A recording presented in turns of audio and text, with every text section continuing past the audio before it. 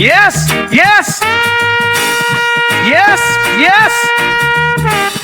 Boys and girls, yeah man. Nick show's about to start.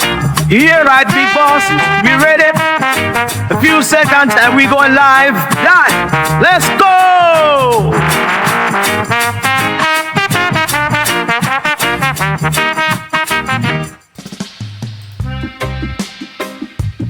Hello everyone. How are you doing, guys? Can you hear me all good? You know, lately Twitch is always, yeah, of course, Manolito, of course. We're all a little bit of reggaeton, sun vibes music, right? Makes you feel good. How are you doing, guys? How are you doing, Manolito? How are you doing, King Teddy? Thanks for joining. Thanks. Oh my god!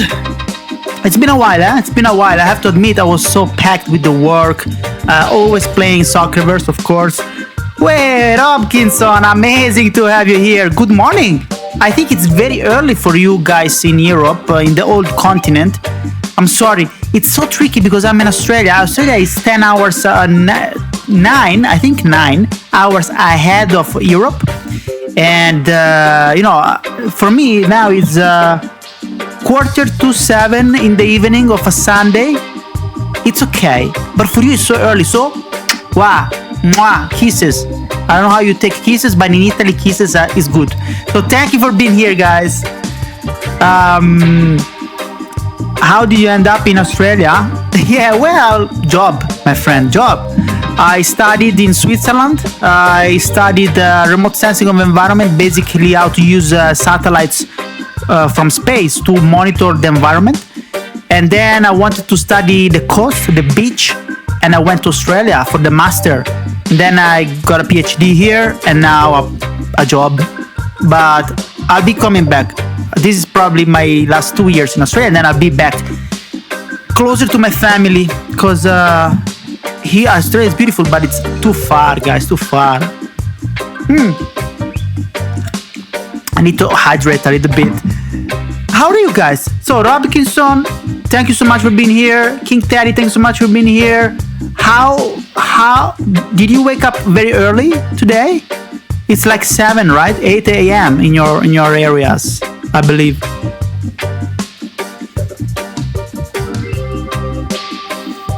Anyway, today I just want to go around a little bit of Soccerverse and see what's going on in Soccerverse first. Like very quick, we do we go in Italy, we go in Spain, we go in France and England to see who's winning, who's not, how are the managers doing as usual, very quick. And then I want to comment all together the chapter 1 of Snail Brain, how you call it, blog series.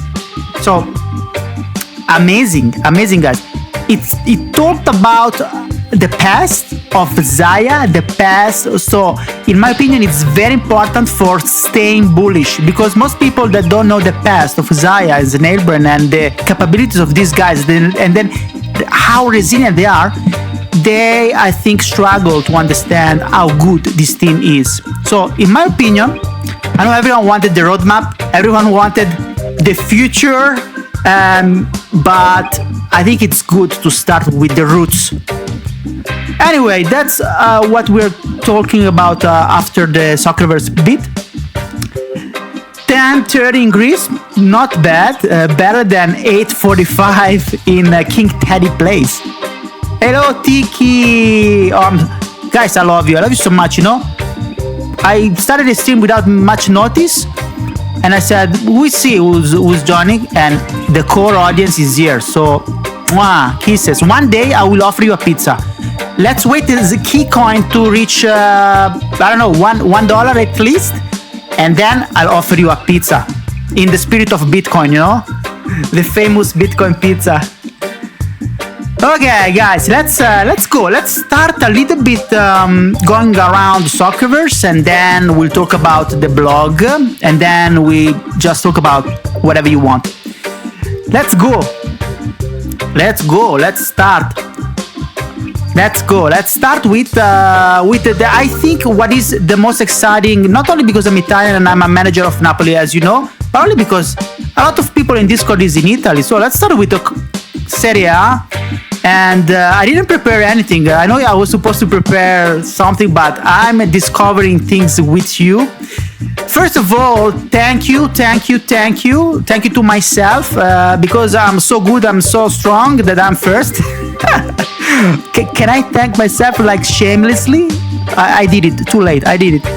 But yes, however, I have to admit that unfortunately I'm doing very well, especially because two of the new entries, if you go in my squad, as you can see, two of my new entries. So Sancho, attacking midfielder left, that I bought in the transfer market, is doing pretty well. 7.3 of mean performance. And also Giroud 7.3, but a lot of goals. He did a lot of goals. Now he's injured until the 20-something of November, if I'm not mistaken. Very long. It's a bad injury, to be honest. Oh no, only the 6th of November. Not too much. But he's doing really, really well. If you look at the Italy top players, for instance, I hope you enjoy the music, guys. I'm enjoying it. We have a Ciro Immobile from Lazio, 10 appearances, 19 goals. But guys, come on. I don't know if you noticed, but there's been a game that Lazio won, I don't know, 20-0, something like that. Way looking for food. You joined the legends. Welcome, looking for food. But you can see 19 goals. Let's not count Ciro Immobile. Come on, let's not count. This is cheating. I mean, they won like 20-0, something like that, and Ciro Immobile scored a lot of goals. So who comes after the Giroud? Giroud, beautiful. 8.38 mean performance in Serie A. 8 appearances, 10 goals, and now he's injured. So, not bad. Let's go back. Other important thing in Serie A to notice. Well, let's first go to the leaderboard. Why not?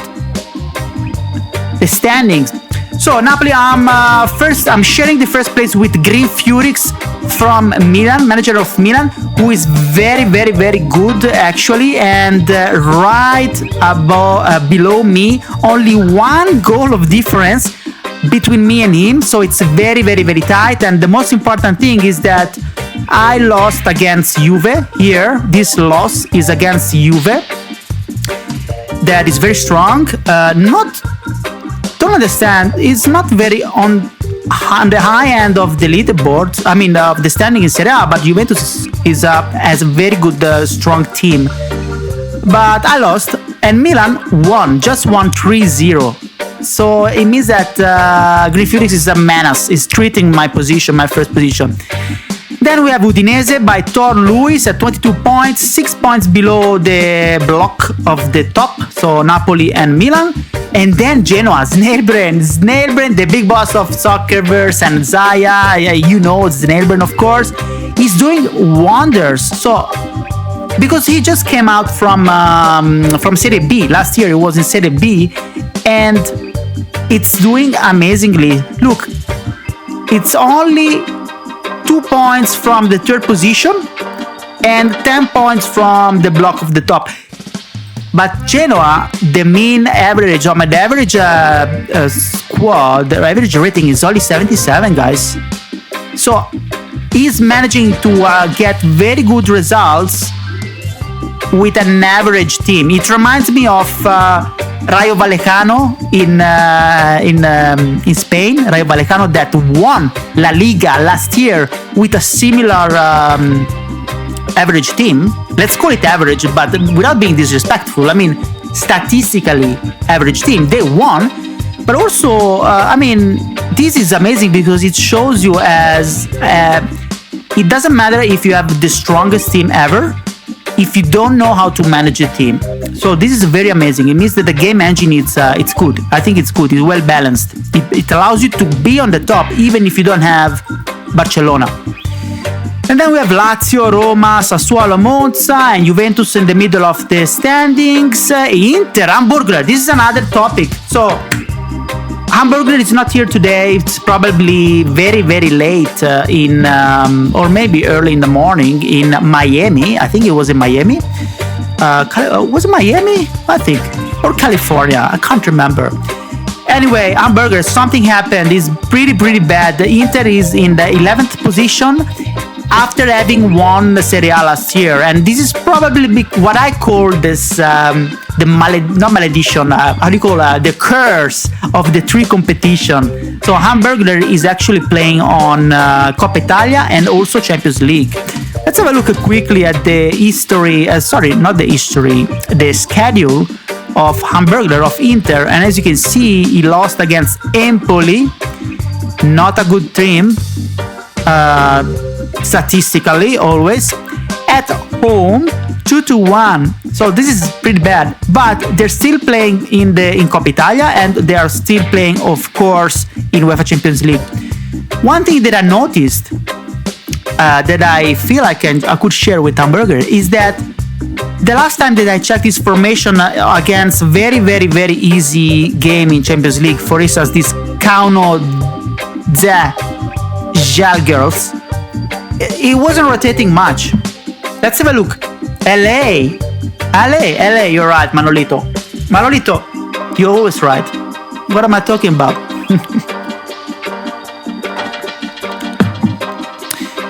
Look at that. No, okay, here is a bit, okay, it's a bit rotating. I don't see the same big strikers. Bellolli, for instance, this Bellolli, rating 84. Oh, okay. Yeah, not bad. I thought it was much not that strong. But okay, I see some rotation now. I didn't see a lot of rotation in the earlier matches of Inter, and I thought that was the cause of his demise. Because as Snailbrain in Discord recently, actually today or yesterday, wrote, he actually won with a subpar formation with Genoa, which is already a subpar team. He won with this secondary formation because he prioritized condition over rating. So this again is to highlight, guys, how important is condition over rating. It's very important in my opinion. Okay, then this is Serie A. Let's have a look. And this is, by the way, very interesting game. Thursday, there's gonna be Snailbrain against Hamburglar in Serie A. This is very interesting. If we had a 3D engine, this is what I would stream live. Imagine having live stream of Soccerverse 3D, or maybe even the dots. I will come here with a pizza, a drink, and with you, and we're gonna watch Genoa Inter, or maybe another one. I don't know. I would start with this. Okay, let's change now. Let's go. Actually, let me check very quickly how is it going Coppa Italia, because Coppa Italia it's only round 3. So okay, we're still in there. It's very early, very early. I just want to see if someone crazy went out, but I don't see. Torino lost against La Spezia, Messina Empoli, Roma Super 1, Juventus is still in, Inter 1. Oh, they already played. Interesting. They already played Inter against Genoa in Coppa Italia. So this is like the precursor of the next round of Serie A. Let's have a look how Inter played. Ah, okay, see? This is Inter. This is good Inter. Brozovic, Lukaku, Dzeko, Gozens, Rafael Leao, De Vrij. This is the main Inter that is trying to win Serie A and apparently Coppa Italia. So I wonder if Hamburger is prioritizing Coppa Italia over Champions League here, or he just really wanted to win against Snailbrain. So he put the strongest. I don't know. Again, this is the main Inter, and this is the same main Inter that then has to play in Serie A. So this might be the cause of exhausting players and then reduced performance. All right, let's move to France very quick. Actually, Spain. Let's go to Spain, guys. If you have anything interesting and you want to look, just write in the comments and we do it. This is for the family, right? So if you have anything to add, write in the comment and we'll see it together. Now, Spain, let's go. La Liga, let's see what's going on in La Liga. This is amazing, guys. I don't know, Libertaix, where is he? We should get him in the show. This guy, Libertaix, is doing wonders. Lately, he's doing wonders. Now he's dominating Atletico Madrid. Yes, exactly, Teddy. That's what I was saying. That Atletico Madrid is running away. You're doing very good. Still, Rayo Vallecano in La Liga again. You're a kind of Rayo Vallecano is basically Genoa in Serie A. Just out of curiosity, what's the Rayo Vallecano average rating? 79, even better than Genoa. But yes, Atletico Madrid is running away. Look at this streak of winning. 30 wins out of 11 played. Basically all win except one draw. Amazing performance of Libertaix, who is, by the way, should be in the top 3. Second best manager in this leaderboard, 179 points, only below Snake Eyes, manager of Rangers. That Rangers back in Scotland, they are the monopoly. He just keeps on winning everything. But this guy really deserves an attention, and I think we will try to get him on the show one day. Why not? So let's go back to the standings. We have Atletico Madrid, of course, dominating. Osasuna, second position with 23 points. This is a news. I don't remember this guy, Ox, Sepp, or neither Osasuna to be this good in past seasons. So for sure we know Atletico Madrid is always good. For sure we know Rayo Vallecano, of course, big boss Teddy, winner of La Liga. And also we know Alan Cole, Barcelona, previous winner of Ligue 1 in France, now managing Barcelona. Not doing super good for being Barcelona, but still in the top 5. Followed by Real Madrid at same points as Barcelona, managed by Jovenito. So this is very interesting. I like this. I like that huge teams like Barcelona and Real Madrid are challenged by less, except Atletico Madrid, let's say less statistically strong team. This is amazing. It gives you really, it motivates also managers that cannot, maybe imagine, new people will come to the game. Everyone wants to manage Barcelona. Anyone wants to manage Arsenal, Manchester United, Inter, Juventus. But places are limited. This is one metaverse. But this shows you that even if you're managing Rayo Vallecano, you can win La Liga. If you're managing Genoa, you can seriously threaten the big bosses in Serie A. So this, I think, it's good. It's good. Yes, King Teddy, this is you won La Liga. Now you have the 3 competitions. In Italian we say hai voluto la bicicletta, ora pedala, which literally means you wanted the bicycle, now you have to ride it. You want it. Of course, it's too much. I also had this experience last year with Napoli. Napoli won Serie A 2 years ago in real life. So season 4 started with Napoli being the previous champion of Serie A. So I automatically was in Champions League. So I was playing Champions League, Serie A, and Coppa Italia, and I couldn't handle it, to be honest. Champions League, I went pretty far. not the quarters. I didn't qualify to the quarters, but just the round before the quarterfinals. Before I went out, I won Coppa Italia and I arrived 6th in Serie A. It is what it is. It's not easy. It's not Soccerverse. It's not easy. Only Manolito 10 can win everything in the Netherlands. If I'm not mistaken, Manolito 10 last season, right? Confirm me. You won. I think, if I remember well, Manolito.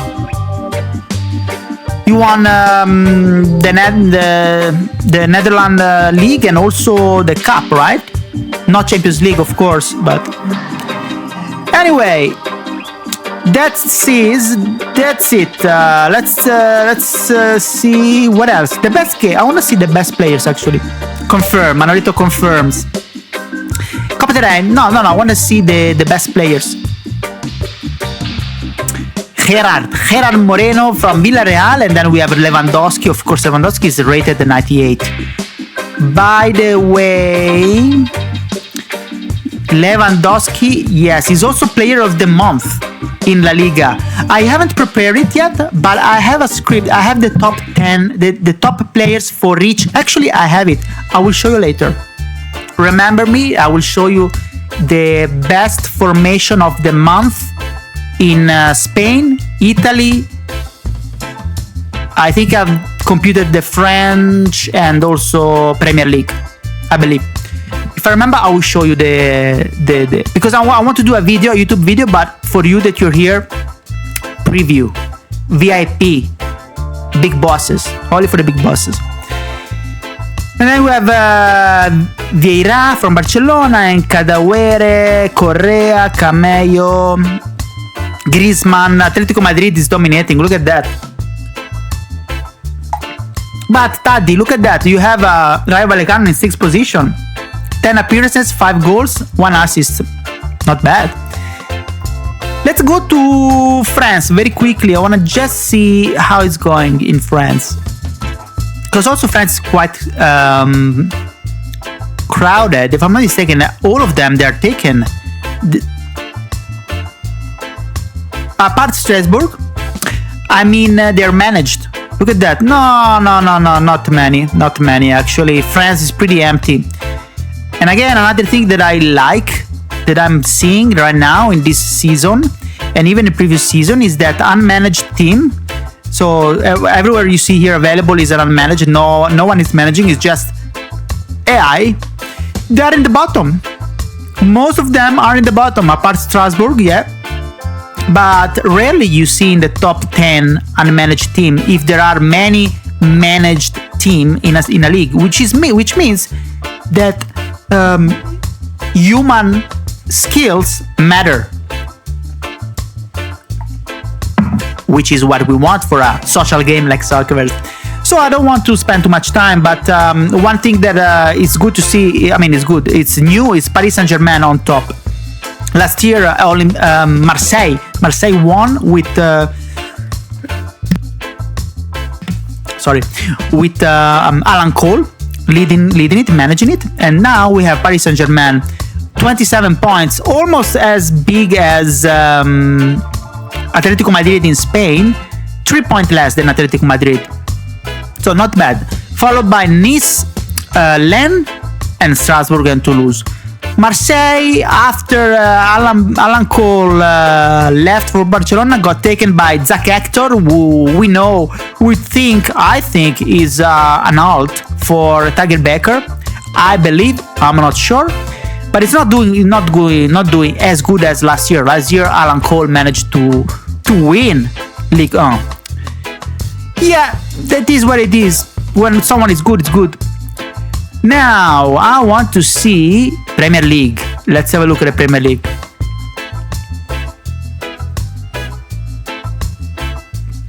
So, Tiki says, managed teams do better if they have frequent injuries and suspensions. You mean that they are good in rotating? Is this what you mean? Do better if they have frequent injuries and suspensions. What does it mean?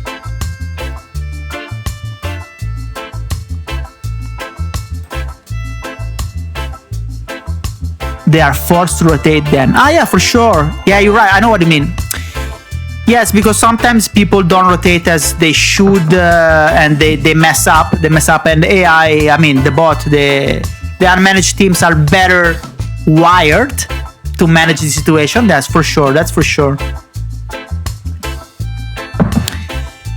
Let's have a look at Premier League now. Yeah. If not, they play with low fitness and lose. Yeah, I've seen a lot of people, especially in the first season, that they were complaining. I don't know why I'm losing. And I don't remember who was. If it was in Serie A, someone was just not taking into account fitness at all, and it was a good team. I can't remember which, and it was active in Discord, and I don't remember actually. But yes, fitness is central, and this is something that it's an edge, an alpha that we all gather by testing and playing Soccerverse for so long. And it's when the game will pick up, people might take a while to understand this, while we know it already. I think it's a good reward for being here and testing and playing. So Premier League, what's going on in Premier League? We have Manchester United with 26 points, managed by Kieran on the top, leading, followed by two squad with at 3 points of distance, 23 points. So Arsenal by Piyush and Manchester City by Antics, followed also by Tottenham and then Liverpool. So this year is a much realistic. Realistic. Yes, I see big teams on top. Last year was different. The past season was totally dominated by the winner, Liverpool. Was it Liverpool? Yes, I think it was Liverpool. But totally dominated from the start to the end of Premier League. While this year is it started a little bit more balanced. We have Manchester United only 3 points. Exactly, Manolito.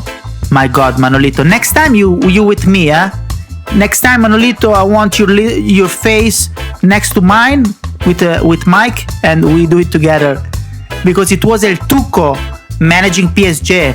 Exactly.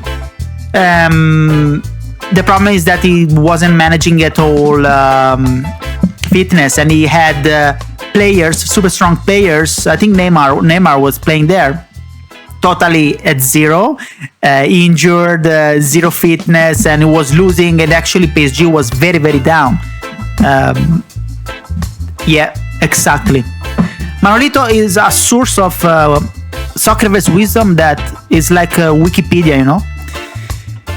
So, what can we see right now in Premier League? Nothing. We're still early in days, but what I like to see is that it's more balanced than previous year. As you can see, a lot of the strong ones are on the top.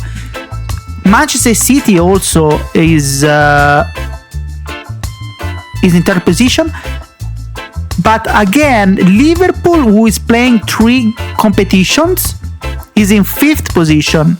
So, who are the squad that are playing 3 competitions? So it's Inter, we saw in Serie A, not doing well.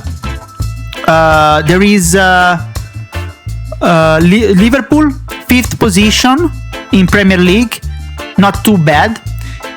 Ligue 1, Marseille, we saw before.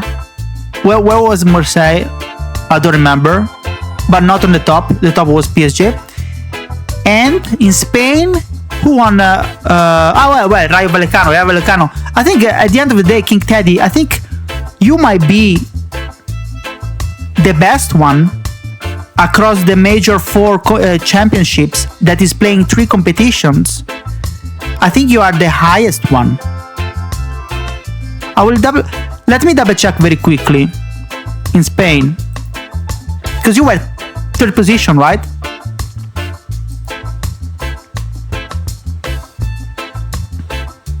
Yes, Taddy, you're still dominating, you know. Congratulations. So across the championship that I'm looking at, the major ones, you are the three competition guy, the three competition team that is doing better in terms of positioning. You have 22 points. Maybe someone else has more points than you in the league, in the national league, but still you're in third position in La Liga. Man, you have to be very, very, very proud of yourself. Okay, guys.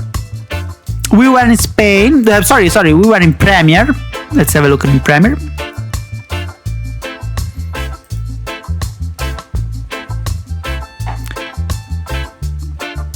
'23, yeah, so everything is fine. There's not much to say right now. Not many stories to tell. We're pretty chill. Well, Leicester. Do you remember when Leicester was almost I think it was even first for a while, and then the manager changed, and then started this disintegration, annihilation of Leicester. Leicester, I remember, was good early in the past season. Players, I'm just curious. Gabriel Jesus from Arsenal, 9 appearances and 12 goals. Oh my God, this guy is a beast. Harry Kane, another one. Spoiler in Premier League. Harry Kane. These two guys are the best strikers in the top 11, of course. And I think also Mohamed Salah. Zuhair. Okay. He was the Leicester guy that then went away. He was active in Discord and then he disappeared. I don't know what happened. He got angry because of something, and then he said, "I'm not playing anymore." And I don't know. He was a good guy, and then he decided to stop.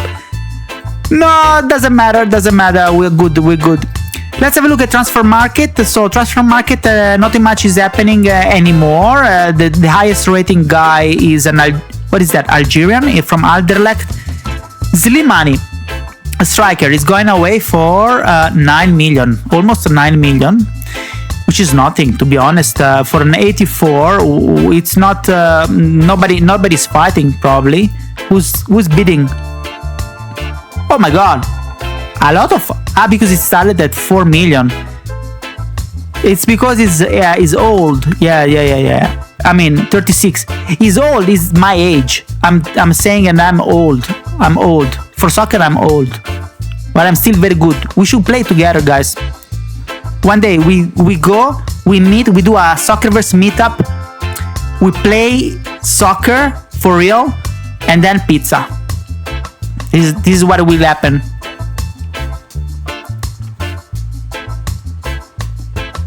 $1.2 million value, yes, but you know how big players went. Even an 89 rated, it would go for 15 million, like maybe at the beginning of the season when more people was angry for players. 8 million was not much, in my opinion. But you're right that the value is only 1.2. It's probably because it's 36 a year of age, and it's definitely over the value. But nobody's looking at this value, I believe, because we all started valuating players much higher than this value, and now this is the trend, or not? What do you think, guys?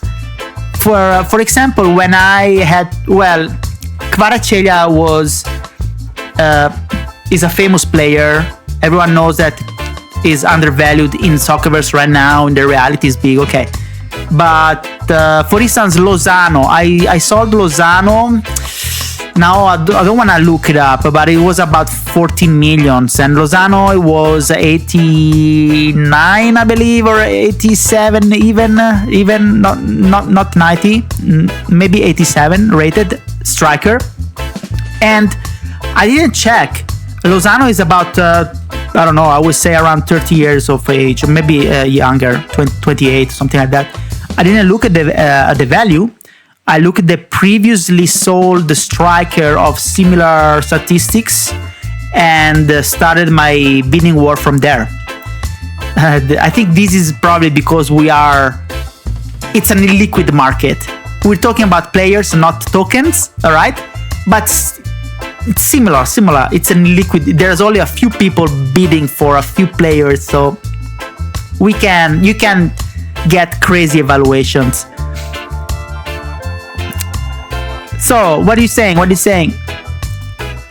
Zuar, he lost his account. Really? I think nice. Where good players, people are willing to pay the price. Lack of good players, people are willing to pay the price. Yes. Not many good players are in the transfer market right now. Yes, no updates. Man, the updates there will be, but for full release. Why would they update the game statistics, the player statistic right now for us? I mean, that would be like a candy, but we don't want the candy. We want the cake, all right? So I know it would be more fun to have updated ratings, also because you can really do talent scouting, But our role here is to play, to have fun, to create a community, to get together like we are doing right now, core root people, building friendship as well, and then move into the full release of the game where the full functionality are out and they'll be updated every season, roughly every 6 months. So, in my opinion, I don't care about updated statistics right now. I care about later updated statistics. Now, what I care is to be good at the game, like me and you we are doing, getting good, know the alpha, listening to Manolito Alpha, listening to Hamburglar Alpha and Taddy, everyone, Tiki as well. Let's build our skills now and move into the game stronger than the rest. This is our edge. So, yes, okay. Full release, we don't know. Tiki says, he knows more than us, probably, of course.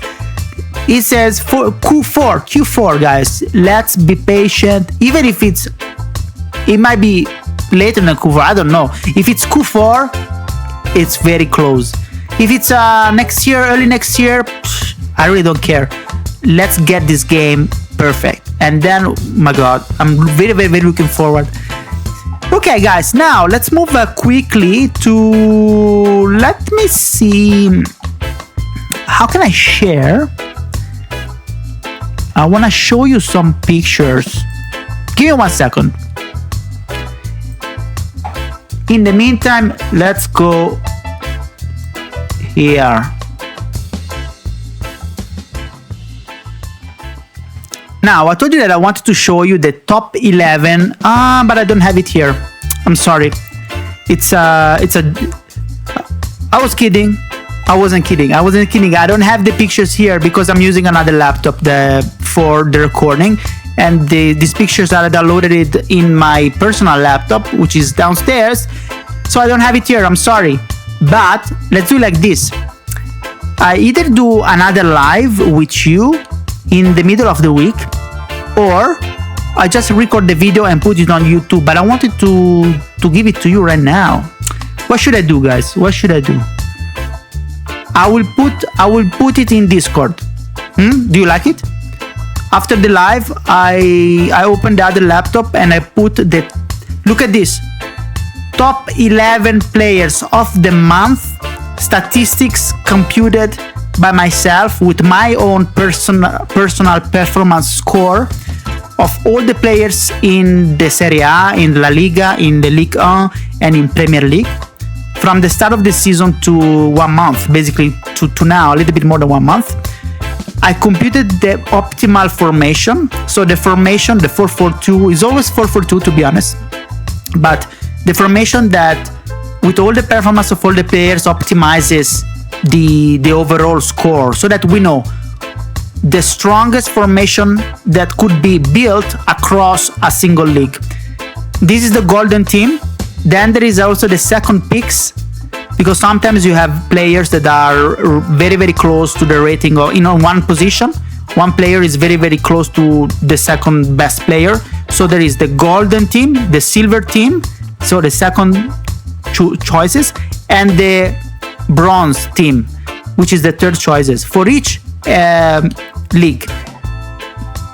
So let's do it like this. I will tag you in Discord after the live. Sorry to have announced something. I really thought I had it here.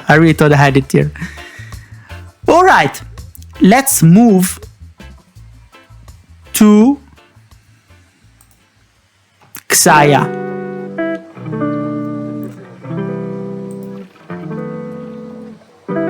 Boom. Okay, guys. Okay, I don't know if you read it. Did you read it? I read it accurately. And I just, of course, I'm not gonna read it right now because it's long, it's pretty long. I just want to scroll through it and highlight the best pieces that I believe are very important to highlight why we are in good hands and also to make you understand why I'm super bullish on Soccerverse in general, on Soccerverse and in Xaya, in the team behind Soccerverse. Because, people, we're not talking about token here. I'm not talking about key price. We will talk about key price in another stage, but not now. I'm just talking about fundamentals. When you invest into a game, when you do an investment in general, I'm not a financial advisor of anything, but I've been in crypto for, from 2019. 1920 actually, so quite a few years, and I've done a lot of stuff.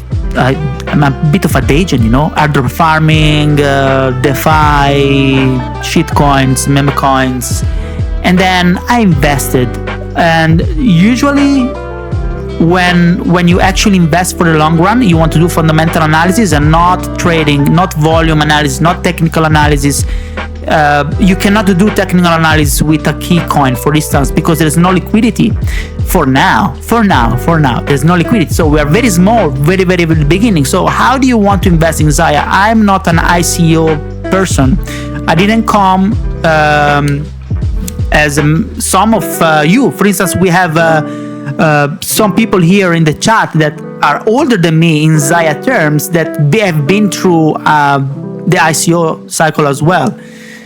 So what I did fundamental analysis. I studied the team, I studied the technology, and I studied everything that I could, and I totally fell in love. So this is why I think this report is amazing.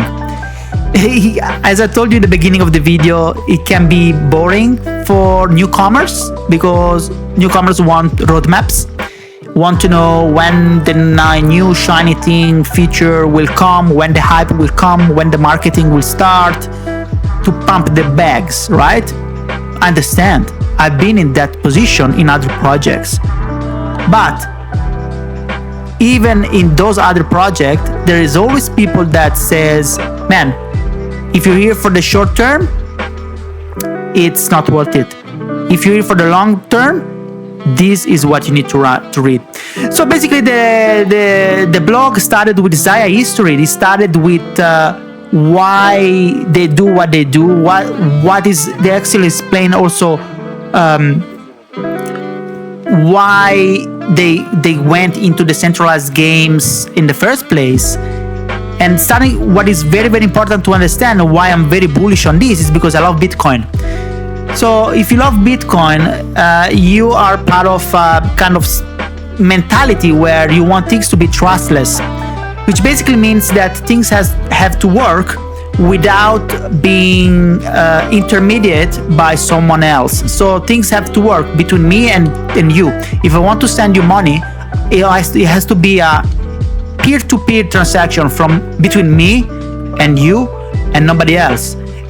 And this transaction has to be validated and verifiable trustlessly, which means that everyone in the world have to be 100% sure that we didn't there's not been any cheating in this sense, and we all agree that it's good, it's valid, it's a valid transaction. It's not, we didn't do any double spending, we didn't do any sort of cheating in this transaction.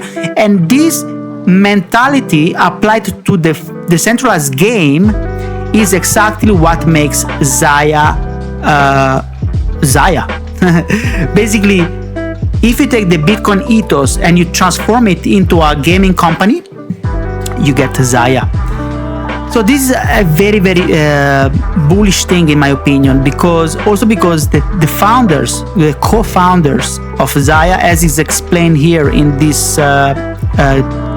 blog, they are Bitcoin OGs. Actually, Snailbrain, I remember two or 3 years ago, we had an AMA, and Snailbrain, one of the questions was, how did you start with blockchain gaming or something like that? He said that Snailbrain, back in 2000, Bitcoin wasn't even existing. Bitcoin exists from 2009. Even before the existence of Bitcoin and blockchain, Snailbrain was trading gaming assets over the internet. I mean, he's an OG of gaming, and he's also an OG of Bitcoin, because he and Domob, another personality, super big personality, chief, how do you call it? Chief technical CTO of Xaya, I believe, is top 50 in the top 50 of Bitcoin core developer, which basically means both of them worked on Namecoin. We will go through it, but Domob is basically a builder of Bitcoin itself, Bitcoin with the capitalized B, the network. If you go in, actually, I have open here the page. See this guy? You know what I am? This is the public repository in GitHub of Bitcoin, the code, the software, however you want to call it. It's been maintained since 2009. From here, as you can see, from 2009, 23 August until the 20th of October, which is today, 2024, by a lot of people, a lot of contributors. But if you sort by activity, the developers that worked on Bitcoin, and you scroll down, actually you see here are numbered. Number 1 is this guy. Number 2 is Funquake with 4,000 commits. But if you go down at the number 50, I think, we have our big boss, Domob, Daniel Kraft from Zurich. Isn't it this amazing? Who else has this type of personality in their project? I don't know. You tell me. All right. They both work for a Namecoin as well, the first altcoin ever in existence, even before Ethereum. Namecoin is a fork of Bitcoin, so it can be considered as the first alternative coin, so an altcoin. And it also, because it were working with DNS, so digital, I don't remember what it stands for, DNS, but it was written somewhere. Anyway, they also initiated like the first NFT in the world. So when you put everything together, who else in the fully decentralized gaming space has people that have directly worked for the first altcoin, the first NFT?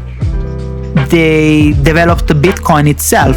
They are in the top 50 developers of Bitcoin itself, and they withstood 2 bear markets, and they're still doing what they want to do, and they're still developing hard every day. I don't know how many other people are there like that. I really don't know. Huntercoin, this is another very good stuff. Huntercoin, the first blockchain gaming game from Xaya. Of course, Huntercoin, I wasn't there for Huntercoin, but again, the most important thing that I want to highlight is that it's another world first. So Xaya people, they also developed the first blockchain game in 2013. 2013. Man, I don't know what I was doing in 2013. I probably 2013, I don't know, I was drinking beers and playing basketball and don't care about my future. But there's some other guys, they were developing their first ever game, fully decentralized, autonomous, trustless, serverless, and everything. Before even that, play to earn, or I don't know how else the game are called nowadays, were known to the masses. Nobody knew it. They knew it. They started it. They tried it. It was a huge success. Then it got botted because you could earn money by playing this very simple game. And go to YouTube here to see actually how easy it was. It was just a trial. It was a test. But people who got rich by playing this game. It was a very, very big success. It got listed on centralized exchanges, then delisted, of course, but people were doing real money. So greed and technique. I mean, when a developer or even someone with a little bit of coding skills wants to exploit an opportunity to make money, they will do it. Why not? They will do it. So of course, this was what happened in the Hunter coin. It got a lot of bots competing to get rewards, to get the money. So you might say this is a failure. No, it's not a failure. It was already anticipated, of course, and studied. So these guys, after all of this the word first achievement, they even not only have the word first, proof of works. I cannot say proof of work. Minimum value, viable products. They also have the experience. They went through all of these stages, and they're still here building. So this is very, very, very bullish. They also talk about human mining, which is basically you play to earn. It was the precursor. It's not only play to earn. Human mining basically means, you know how Bitcoin, you have to put work to mine coins? Some other, this is proof of work. Some other blockchains like Ethereum, you have to stake to validators. You have to stake, basically lock some cryptocurrencies in contracts in order to validate and mine kind of new blocks, so validate new blocks. Xaya made the mining playable. So if you play a Xaya game, your wallet becomes kind of a node. It becomes a node. So you're actually mining key coins while playing. So that's why it was called, and probably still called, human mining. This is another word first. And then they go into the technical part that I don't touch game channels, but basically what is important to say is that Dr. Daniel Kraft, so Domob, our big boss, Domob, even published a paper, Game Channels, Trustless, Real-Time Decentralized Gaming. So guys, I'm a scientist as well. So when you publish a paper, you have to know this is not a blog. Game Channels for Trustless Off-Chain Interaction. This is, let's see if we can find it. If I can find it. I don't know if I can find it. There we go. Okay. This is a journal paper. It's a scientific journal paper. It's not a blog. When you write a journal paper, I also write journal papers for my job. Your research, before you can publish it on a journal, in this case the journal is called Ledger, it's a scientific journal, it's peer reviewed. So you cannot write bullshit and then publish it like newspaper or blog people in the blog can do. When you write an article on a scientific paper, it gets sent to usually 3 to even 4, depends on the discipline, maybe let's say 3 anonymous experts in the field you are publishing. They will be anonymous for the totality of the review. They read your research, your experiments, your results, your thesis, your conclusion, etc. And they make decisions. They correct it. They say this is wrong. You have to improve this. This is good. This is not good. At the end of the day, 3 independent, anonymous experts in the field, they will say this paper, so this research, is I reject it or I accept it, but you have to modify it. Usually it works like this. So once you get it back, you do the modifications, you send it again to the reviewers. The reviewers see the modification, they accept it, it's published in a journal, in scientific journal, just like this research by Domob in Xaya. So this is not bullshit. This is reviewed by experts in the field. It's very, very important to know the difference, because I don't know, maybe Cardano, another layer 1, has this scientific approach. I don't know, on top of my mind, other blockchain that take their research for maybe Polkadot, because Gavin Wood is a little bit, a friend of Vitalik Buterin. Maybe Polkadot, but I'm sure Cardano, they have this scientific proof. Not many people can do this. We have people in Xaya that can do this. So guys, again, this is another very important thing that I wanted to stress out, because maybe people just read it and it's okay, it's not their field, so they don't know. I wanted to let you know this. We can show off.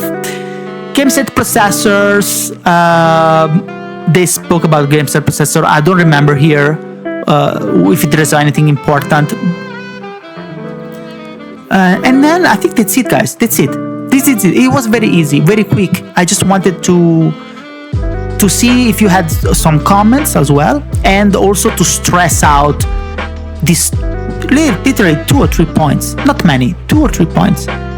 If you ask me one day, you ask me why you do what you do, why you spend all of this time doing videos, live, YouTube, whatever, is because of this. Because I've done the research, I studied the fundamentals, I'm very bullish on the team, and if you trust the team, you 90% ahead of the curve already. If you trust the team, I'm not even worried about the price right now. Of course, I want to keep to pump like crazy because I have my bags, like other people. We have our bags. We want to go to the moon. But I speak for myself. I'm not in rush. I'm not in a rush because I know what this team is capable of.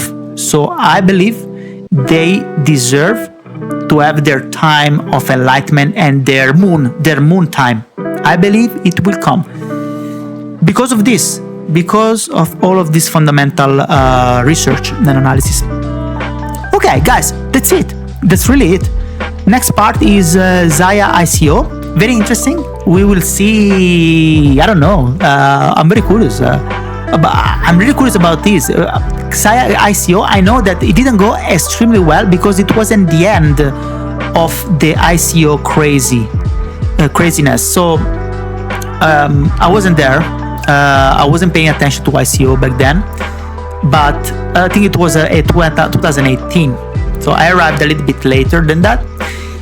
But if I'm not mistaken, Xaya didn't get much money from ICO as much as earlier projects in the ICO craze. It's like meme coins. We are in the cycle where everyone says meme coins make millions, blah blah blah. Or another example, airdrop.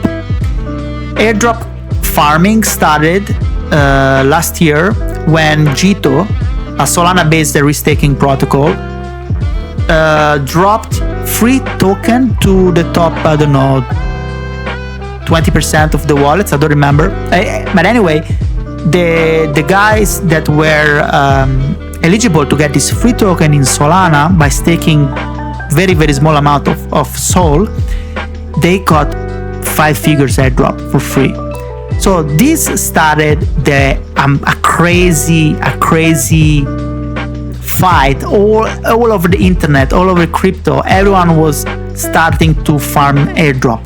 So a lot of people started to farm airdrop, and of course, by the end of this started a season, the farming season of the airdrop, and all the projects that arrived later, they were diluted because a lot of people had already.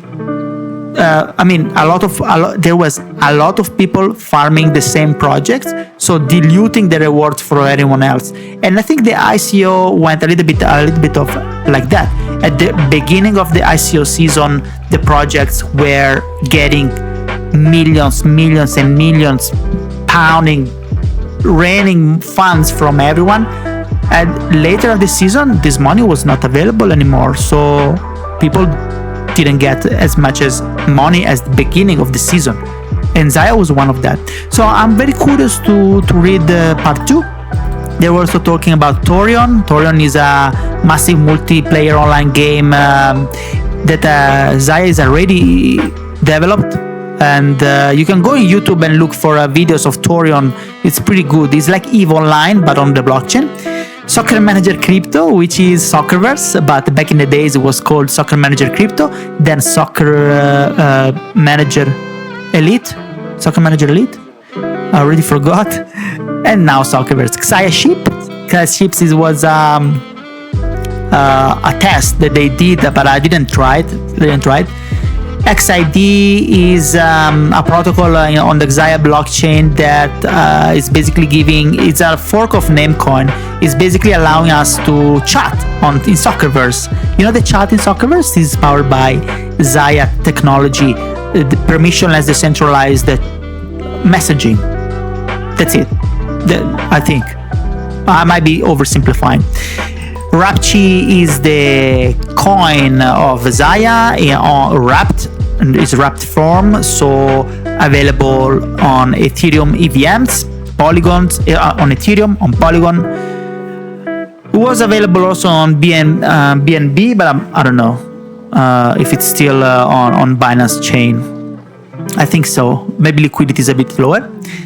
And Democrit, I really don't know what it is. I believe it's a fiat on-ramp and off-ramp. No, sorry. Democrit is a peer-to-peer decentralized exchange type of thing that it's very interesting. Okay, guys, that's it. I don't know how long this is gone, but